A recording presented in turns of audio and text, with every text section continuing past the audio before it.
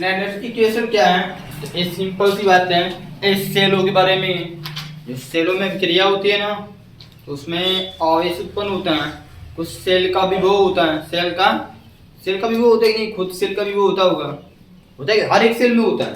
तो आपको देखो इन्होंने ऐसा नहीं बताया है कि यह जो गैल्वेनी सेल है कि वोल्टी सेल है कि विद्युत अपघटनी सेल है, सबके लिए यूज किया गया है, सबके लिए यूज करना है। तो आपको क्या करना है, इसके लिए देखो मैं इक्वेशन को प्रूफ करूंगा।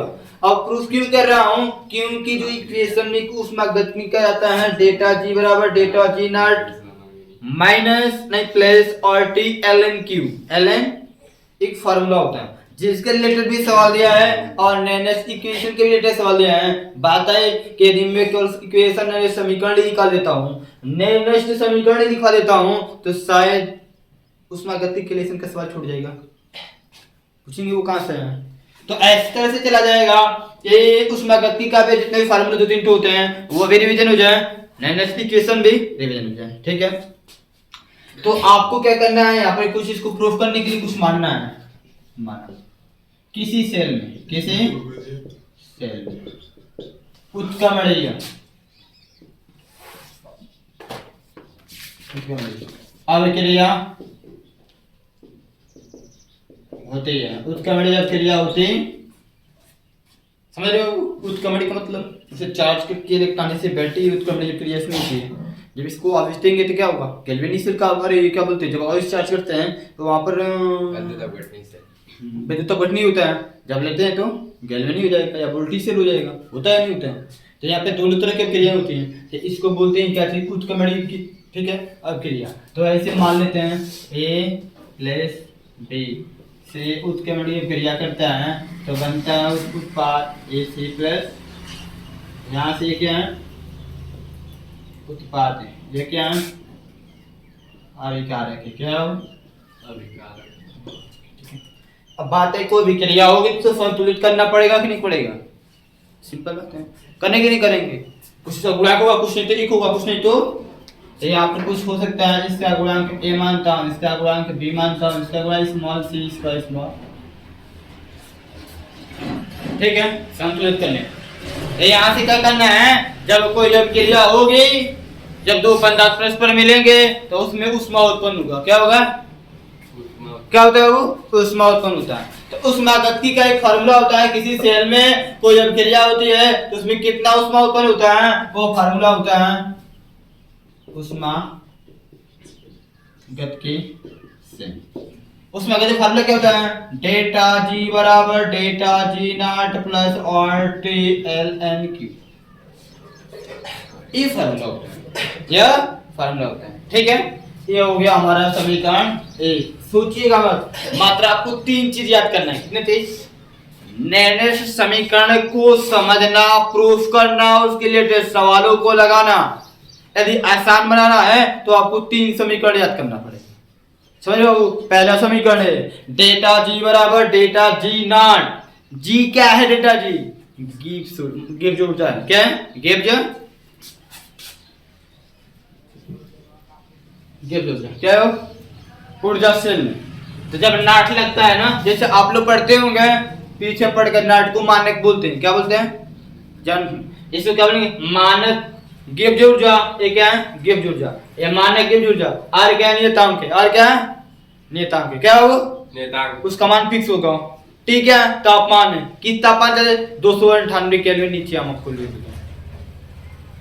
एक चीज याद करना पड़ता है ना, आज एग्जाम में भी याद आता है, लिखा रहता है, ये सब सारी चीजें क्या होता है, लिखा होता है, आपको याद करने की जरूरत, क्वेश्चन पेपर में आपको लिखा रहेगा अंत में, ठीक है ना, दिखाए भी थे।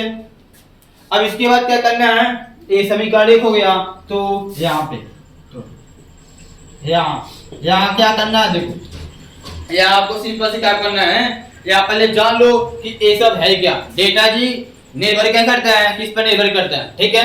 यहाँ क्या देखना है, डेटा जी, तो डेटा जी की 3 शर्तें होती है, कितने शर्तें बाबू, 3 शर्तें, बहुत अच्छी चीज शर्त है और आपको भी अच्छा लगेगा। यानी डेटा जी का मान 0, डेटा जी बराबर डेटा जी का मान कितना बाबू, आने की सेल में गिव ऊर्जा का मान कितना हो 0। तो वो जो सेल में जो विलयन होगा, जो सेल में विलयन होगा वो साम्यावस्था में होगा, साम्यावस्था। साम्यावस्था का मतलब, साम्यावस्था का मतलब क्या? साम्यावस्था का मतलब जिसपे विलयन उबलता है। साम्यावस्था का मतलब क्या होता है? जिसपे विलयन उबलने लगता है, उबल रहा है, क्या हो रहा है? उबल रहा है, मैंने उबलना शुरू किया है, साम्यावस्था। यदि इसी डेटा डी का मान सॉल्व करने के बाद मान निगेटिव आ रहा है, किसमें आ रहा है? यह स्वतः प्रक्रम की क्रिया में होगा। किस क्रिया में होगा? स्वतः प्रक्रम। स्वतः प्रक्रम का मतलब उस सेल में अभिक्रिया अपने आप होगी, आपको कराने की आवश्यकता। स्वतः मतलब स्वयं, स्वतः मतलब स्वयं, यानी कि उस क्रिया में जो क्रिया होगी उसको कराने की आवश्यकता नहीं हो, वो अपने आप होगी। कैसे बताएंगे? जब डेटा जी का मान किस में आएगा? माइनस में आएगा। तो यानी कि विलयन के में जो क्रिया हो रही है किस प्रक्रम में हो रहा है? स्वतः प्रक्रम में, स्वयं हो रहा, उसको कराने की आवश्यकता नहीं है। बस समझे इतना? अच्छा ठीक है, चल देखो, डेटा जी का मान यदि पॉजिटिव वैल्यू है तो यह असतः प्रक्रम होता है, और यानी कि इस कंडीशन पे क्या होगा? हमें उस क्रिया को कराना पड़ेगा, बाहर से कुछ मिलाना पड़ेगा, जिसको हम लोग उत्प्रेरक बोलते हैं। क्या बोलते हैं? उत्प्रेरक। कुछ मिलाना पड़ेगा क्रिया कराने के लिए। तो स्वतः प्रक्रम और स्वतः प्रक्रम साम्यावस्था, ठीक बात कर लिखना, ठीक है। अब आखिरकार डेटा जी है क्या? बोलेंगे डेटा जी क्या है? गिब्स ऊर्जा है। क्या बाबू? गिब्स ऊर्जा, ठीक है। डेटा जी नॉट क्या है? मानक गिब्स ऊर्जा। और क्या है? नियतांक कांस्टेंट। इसका मान होता है, कहां गया? 0.0821, ये आपको याद करना है, ठीक है। अब वो याद करना नहीं था, आपको कांस्टेंट है तो मान याद करना पड़ता है। और कुछ बचा है? ln q जैसे आवेश की मात्रा है, क्रिया में आवेश की मात्रा है। अब पूछेंगे सर जी आवेश के से q का मान कैसे निकालते हैं? q का मान कैसे निकालते हैं? तो यहीं पे जब आप क्रिया लिखेंगे ना, यहीं पे लिख लेंगे, यहीं पे लिख लेंगे, यहीं पे यहीं पे मैं लिख रहा हूँ, इसके आगे इसे अब क्रिया के नीचे क्या और टी के आगे फिर क्या दिया लिखे हो? ln q, उसका क्या मान है? हां, उसका भी मान है कि वो उसी तरह है। हां, ln q ये बता रहे हैं, समझ गए थे, सब समझ जाएंगे आप, परेशान मत होइए, ठीक है। उसको मैं चेंज करूंगा किसी चीज में, आप बस समझते देखते रहिए कैसे कैसे बोलूंगा। दो तीन इक्वेशन आपको याद करना, पहला इक्वेशन नहीं हो गया, दो इक्वेशन इसके बाद लिखूंगा, वो भी एकदम आसान रहेगा, वो भी एकदम आसान रहेगा। क्या करना है? पहले यहाँ आवेश आ रहा है, क्या रहा है? आवेश आ रहा है, तो आवेश को क्या करेंगे? आवेश का मान कैसे निकालते हैं? तो देखो यहाँ पर इसके नीचे लिखना, अभिक्रिया लिखना पहले, उसके नीचे यहाँ लिखना, ठीक है बाबू, उसके बाद ये लिखना। यहाँ पे मैं कुछ लिख रहा हूँ, ठीक ना? यहाँ पे आवेश बराबर होता है, आवेश बराबर होता है, आवेश क्यों बराबर होता है? उत्पाद बटे अभिकारक, उत्पाद बटे, ये फार्मूला है। अब सेल के लिए, किसके लिए? पर याद रखना है उत्पाद भी कुछ होगा, अभिकारक भी कुछ, लेकिन इसमें कोई ठोस होता है, कोई गैस होता है, कोई, याद रखना है कि ठोस नहीं होना चाहिए, ठोस नहीं होना, जो ठोस होगा उसको छोड़ देंगे, जो ठोस होगा उसको, और इतना 100% फिक्स होगा कि दोनों में से एगो ठोस रहेगा, दोनों में से एगो ठोस, इन दोनों में से एगो ठोस रहेगा, दोनों में से एगो द्रव। जो ठोस रहेगा उसको छोड़ दिया जाता है, जो ठोस रहेगा उसको ले जाता है, ठीक है। वो तो अभी एग्जांपल जब लगेगा तब पता चलेगा। इसमें भी वही चीज है, इसमें भी वही चीज है, ठोस नहीं होना चाहिए, ठोस नहीं होना, यानी कि इसको आप ऐसे लिख सकते हैं, इसको कैसे लिख सकते हैं? ये ऊपर लिख रहा हूं, इसके बाद बराबर लिखना ना, आप लिख सकते हैं Q बराबर, देखो उत्पाद कैसे लिखते हैं? उत्पाद क्या बना है? C बना है, C है और D है, क्या है? अभिकारक क्या है? A और B, A और B। इसके ऊपर इसका पावर लिखते हैं, गुणांक, C का पावर C है, D का पावर D है, A का पावर A, B का पावर। तो आपको पता है C और D में से दोनों में से कोई एक ही लिखेंगे, C और D में से कोई दोनों में से कोई एक ही लिखेंगे। पूछेंगे सर ये क्या है? बाबू इसकी मात्रा देगा आपको, दोनों में से एक लिखेगा, दोनों में से कोई एक। तो ये C D क्या है? कोई एलिमेंट होगा कोई, तो उसकी मात्रा देगा, उस क्रिया में उसकी मात्रा कितनी है, उसकी मात्रा कितनी है देगा, वो मान रखना होगा, ठीक है। तो यहाँ पर इन दोनों में से कोई एक लिखना होता है, एक ठोस होता है उसको हटा दिया जाता है। अब कौन ठोस होगा? ये तो अब क्रिया को देखकर पहचानेंगे कौन ठोस है कौन द्रव। या फिर ऐसे, समझ गए बात को? तब वहां से ठीक है, यहाँ से हो गया ये सब फाइनल। अब इसका मतलब क्लियर होगा कि नहीं हो गया? कर लेंगे। अब हमें का उत्पाद घट है अभी का इतना फाइनल। अब यहाँ क्या करना है, ये समीकरण में डेल्टा जी का मान होता है, डेल्टा जी नॉट का मान होता है। तो यहाँ पे क्या, यहाँ पर आपको करना क्या है, यहाँ पर डेल्टा जी बराबर आपको पता होना चाहिए, डेल्टा जी बराबर देखो फाइनल नंबर से माइनस एन एफ ई से माइनस एन एफ।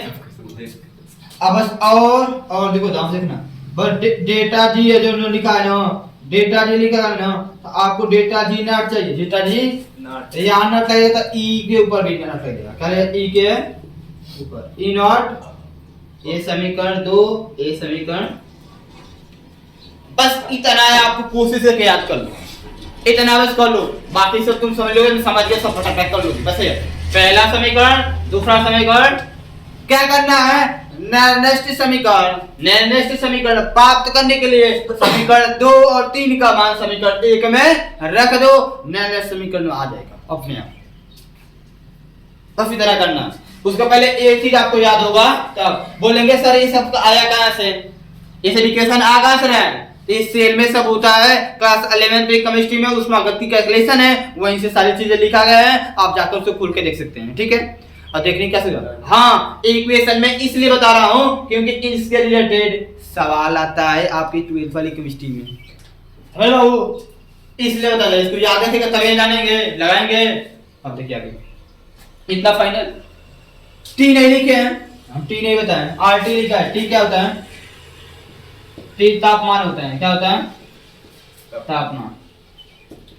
आने के तापमान कितना होगा? 298 केल्विन, 200, ठीक है, 298 हमेशा फिक्स हो, सबके लिए हमेशा फिक्स होगा, वो भी हमेशा फिक्स होगा 298, समझ रहे हो?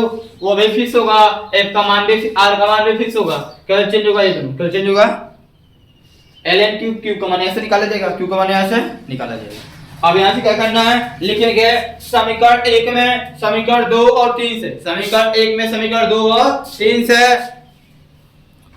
क्या करना है, मान रखना है। क्या करना है? मान रखना है।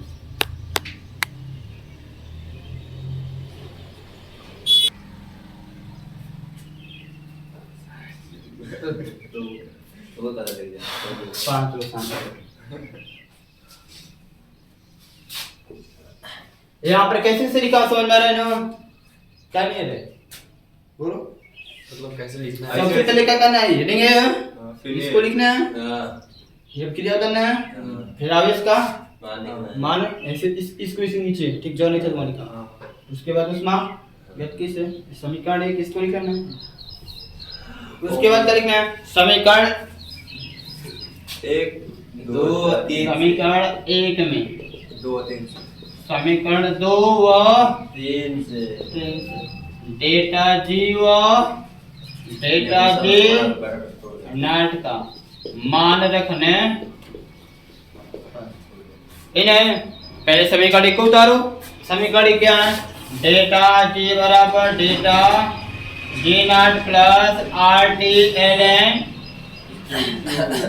ये ना मान रखते हैं। देखो डेटा जी का मान क्या है, देखो वहां पे माइनस एन एफ ई से, माइनस एन एफ ई से डेटा जी का minus N F E naught plus R T है तो एल एन की है तो एल एन, ठीक है। तो प्रॉब्लम, अब दोनों समीकरणों में माइनस एन एफ से भाग दे दो, दोनों पक्षों में माइनस एन एफ से क्या करना है, भाग दे दो,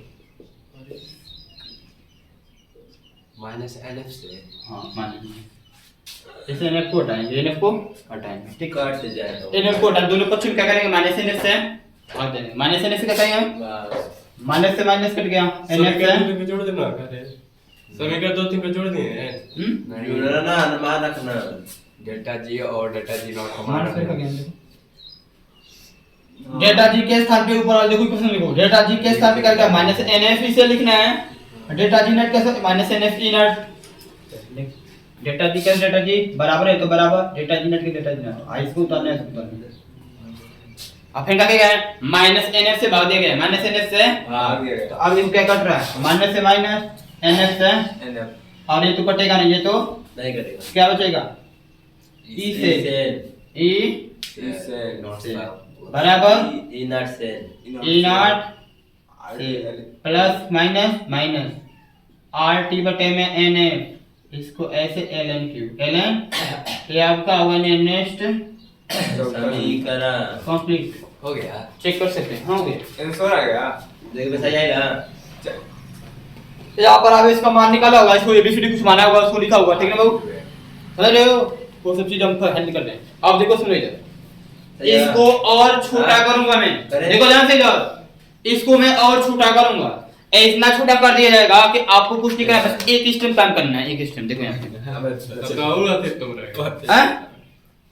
देखो पहले इधर, दे अब देखिए तू देखना। तो यहाँ पे देखो, ध्यान से देखो, इसमें ए नॉट से लेते ई नॉट, ई सेल है, ई सेल बराबर E naught cell, E cell बराबर ई नॉट माइनस आर का मान कितना होगा? वो साइड ब्लैक लास्ट में नीचे नीचे वाल पेज पे देख। 0.082 एक 0.082 फिर क्या है गुणे, टी का मान 298, एन का मान पता नहीं, एफ क्या है पूछने वाली बात है सर, एफ क्या है? तो एफ इसमें लिखा गया है कहीं? नहीं यहाँ लिखा। पर एफ तो एफ लिखा गया है सर वहां पर एफ लिखा गया है ना? हां इसमें नहीं लिखा गया सर। कहाँ गया है? और नीचे वाली लिखा है हमें को नीचे लिखे पर वहां नहीं लिखे। इसमें, इसमें नहीं बताया, हां उसमें नहीं लिखा। इसमें नहीं बताया ना एफ क्या है, एफ क्या नहीं बताया क्या, कोई बात नहीं, चलो यहाँ पे यहाँ पर लिखा है, ठीक है? अरे सर नीचे लिखे हैं नीचे वहां लिखा है आपको, यहाँ पर इसमें नहीं लिखा है एफ है क्या, बस ये बराबर लिखा है, इतना बस ये बराबर लिख देंगे। एफ भी नियतांक है, क्या है?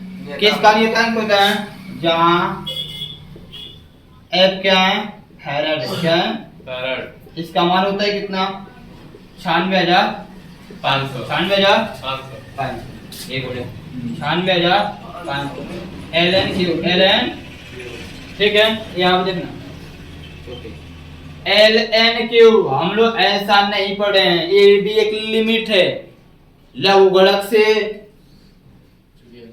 छोटा होता है, लघुगणक से नहीं बड़ा होता है, लघुगणक से जैसे सेंटीमीटर मीटर पढ़ते हैं ना, क्यों सेंटीमीटर छोटा होता है, मीटर बड़ा। उसी तरह क्या होता है, लाख होता है ना, एलओजी, और ये एल एन होता है, एल एन छोटा होता है, लाख बड़ा होता है, नहीं लाख छोटा होता है, एल एन बड़ा होता है, एल एन क्या होता है? बड़ा। एल एन क्यू को लिखते हैं लाख के पद में, लिखते हैं बाबू 2.303 लाख क्यू, क्या लिखते हैं? यहाँ से तो अलग को हल्का से छोटा बनाऊंगा, ठीक है? तब भी आपको कुछ करना नहीं होगा, बस एन का मान रखना होगा और आवेश का मान रखना होगा, आपका आंसर आ जाएगा, फिजिक्स का आंसर आ जाएगा, ठीक है? यहाँ पर देखो, यहाँ पर क्या हो गया? ई से ई बराबर ई नॉट माइनस माइनस, अब इस पूरे को हल करना पड़ेगा, नहीं हल करना पड़ेगा? हल करना पड़ेगा। अभी रुक जाओ, अभी शुरू अभी एक काम करते हैं, ये देखो 0.082 आई गुणे 298 और एक बटे में एन, एन क्या है पता नहीं, स्थानांतरित इलेक्ट्रॉनों की संख्या जो आपको बताया था, हर एक सेल में होता है, कितने इलेक्ट्रॉन स्थानांतरित हो रहे हैं, कितने इलेक्ट्रॉन स्थानांतरित हो रहे हैं, बताएगा ना? ये याद करना है, देखो ये याद करना, दो तीन तो फेल का भी दिखाना है, जैसे डेनियल सेल में 2 होता है, ग्रेविटी सेल में एक होता है। ये देखो 96,500, 96,000, इसको लाख के पद में लिखेंगे, एल एन को किस में लिखेंगे? लाख के पद में, क्या लिखेंगे? 2.303 लाख के, क्या लिखेंगे? अब इस पूरे को हल किया जाएगा, समझ रहे हैं? हल कर लेंगे, बोले मैथ पढ़ते हैं तो फिर मैथ पढ़िए, सब में आता है, ठीक है? कितना 591 कर दे 0.0591 बटे में एन लाख क्यूब, ये आपका कंप्लीट हो चुका है।